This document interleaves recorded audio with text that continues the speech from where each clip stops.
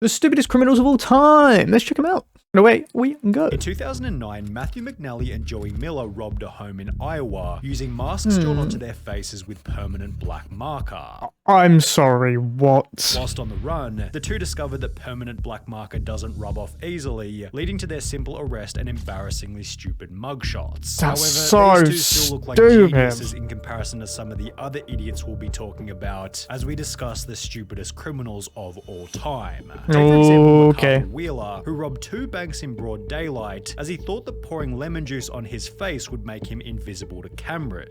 When shown the bank surveillance footage, Wheeler refused to believe he was visible, stating to officers, "But I wore the juice," believing that as long as he didn't come near a heat source, he should have been completely invisible. Police concluded the Wheeler was not crazy or on drugs, just incredibly mistaken, with the lemon juice mistake eventually costing Wheeler a 24-point.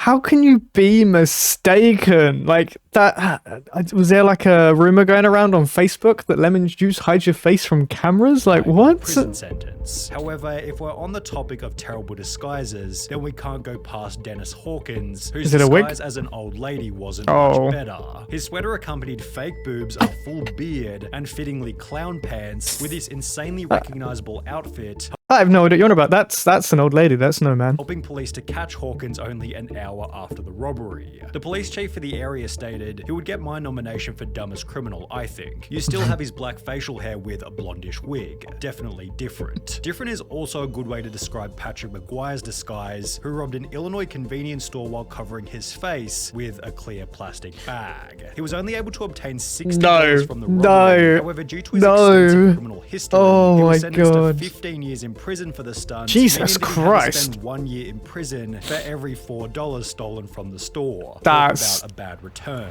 That's Paul Sinclair's, who attempted to rob a bank in Florida by using his fingers curled up into a gun shape. The quote-unquote weapon was so non-threatening that the bank teller gave him only $120, after which he'd flee on foot before being caught by police only 10 minutes later.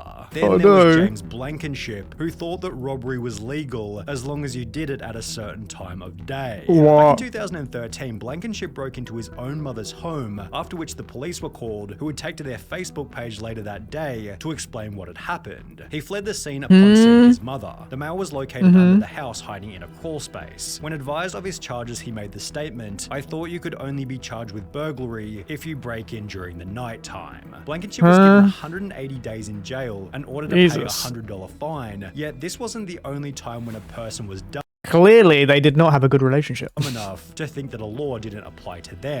Because when Ruben Pavin was caught stealing from a charity thrift shop in New Hampshire, he'd state that he thought everything was free because of the name of the business. Finders no, that's just... The sign did say finders keepers. That just sounds like lawyers trying to cover up for what you've done, your bad deeds.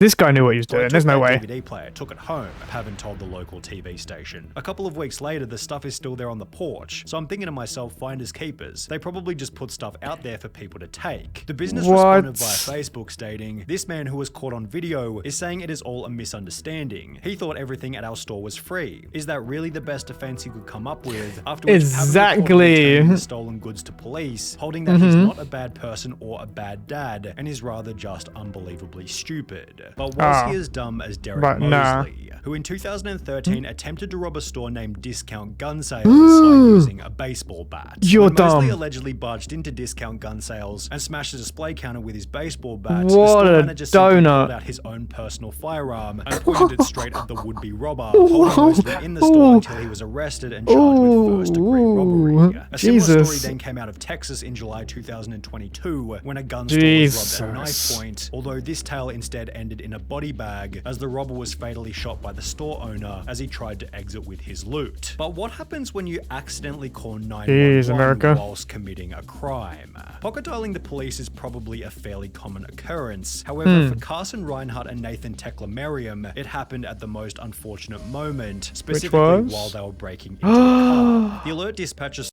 So I'm guessing their entire conversation was recorded by the 911 dispatcher. Realized that the call was an accidental one, and moreover that the guys on the other end might be up to no good. For the next 35 minutes, the dispatcher stayed on the line, listening and gathering information, as Teclamarium and Reinhardt did the following. Discovered a car that they thought they could burglarize, discussed how name's Reinhardt? allegedly broke into the car, exclaimed that the Overwatch character? finding narcotics in the car, became confused as to how and why a police car was following them, and reacted in disbelief when the arresting officer revealed that they'd been on the line to 911 the entire time. Jesus Scott Christ. found himself in a similar situation, although under much more severe circumstances. Whilst on trial for murder in 2015, Scott was successfully sentenced to life in prison, as 2 years prior he'd pocket dialed the police while admitting to a friend that he was the one who committed the crime. He had no idea he called 911, a sheriff's office spokeswoman told the Miami Herald. He basically told on himself, as did Albert Bailey, although in a much stupider way. 3 times. A bank in Fairfield, Connecticut, although rather than exercising the element of surprise, he'd call the bank prior to the robbery stating, "I want $100,000 in large bills and no die packs. I'll be sending someone into the bank to get the money. Don't call the police, we're monitoring the police scanner." Prior to making this phone call, Bailey had already served 7 years in prison for a previous bank robbery. However, this new plan was equally ineffective, as after arriving at the bank to collect his cash, Bailey Just gonna be was met by locked cops. inside, arrested, Yeah. and sentenced to another 9 years in prison. Although, if he wanted to avoid this time behind bars, he could have had a chat with Tito and Amanda Watts, who got arrested in Florida for selling tickets to enter heaven at a price of $100. Tito Watts said in his police statement, "I don't care what the police say. The tickets are solid gold, and it was Jesus who gave them to me behind the KFC and said to sell them so I could get me some money to go to outer space." What's Jesus doing behind the KFC, man? Jesus, because he's the one who gave me the golden tickets and said to sell them. I'm willing to wear a wire and set Jesus up. The That's so good. $10,000 from the stunt, meaning that they were able to find people even dumber than them. Exactly, to buy the golden ticket to heaven. One of which might have been Ruben Zarate. While attempting to rob a muffler shop in 2008, Zarate was told that the shop couldn't access the money safe without their manager, who didn't begin his shift until later that afternoon. Instead of bailing on the robbery, Zarate instead gave them his phone number, asking them to give him a ring the next time the manager was in. They did so later that afternoon, although after returning to the store, Zarate received no money and was instead met by police and charged with aggravated robbery. Then there was the man who gave the people he was robbing something even stupider. The unnamed robber walked into a London bank carrying a gun in a bag, which he'd take to the front desk before demanding £700,000 in cash from the bank worker. But after making his demands, the crook handed over his gun to the cashier instead of the bag. Investigating authorities stated, the guess is that he is very inexperienced and panicked when he approached the cashier, handing over his gun instead of a bag by mistake. But it was Trevor Jones who left. That sounds like something like first time him ever doing something. That makes sense. Piece of evidence at his crime scene.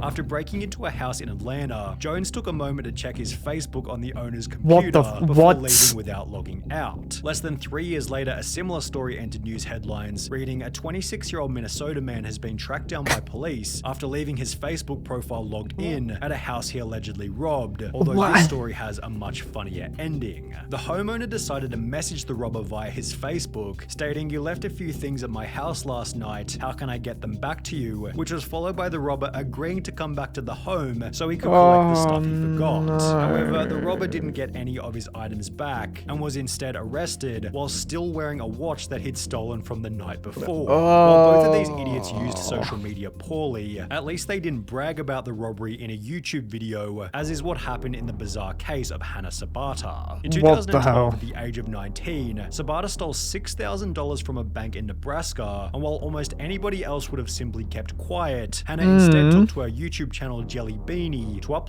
11K. Upload a video titled Chick Bank Robber, in which she'd straight up admit to having just committed a robbery. She'd then discuss her entire methodology for the crime while showing the money and the amount that had been stolen, before concluding the video by describing the vehicle she had used and that it had its license plates removed. This information eventually resulted in Hannah Sabata's arrest and sentencing of 10 to 20 years prison, done so in a public courtroom filled to maximum capacity with people who had seen the video. Just 2 years prior to this, 21-year-old Frank Frank Singleton was being released from Palm Beach County Jail, having just served time for a trespassing charge. The only issue was he didn't have a car to leave the jail, so he decided to steal one from the visitor's parking lot. Yet the car he decided to steal was a manual, and he could only drive auto. That's funny. Looking like an idiot before being arrested and sentenced to a further 6 years in prison, telling deputies that he tried to take the car because he didn't feel like walking to his home about 6 miles away. And while you may be saying that these criminals can't get any dumber, it's time to introduce 53-year-old Michael Anthony Fuller. While it's common knowledge that I feel like it's going to be the big one doesn't go any higher than $100, Fuller had the genius idea to create a counterfeit $1 million note before trying to use it at his local Walmart. No shot. He loaded his cart with a vacuum cleaner, a microwave, and various other items totaling $472. And he used a $1 million bill. Yeah, right. Cashier, expecting $999,528 in change. Needless to say, Walmart wasn't able to facilitate this, and instead store staff called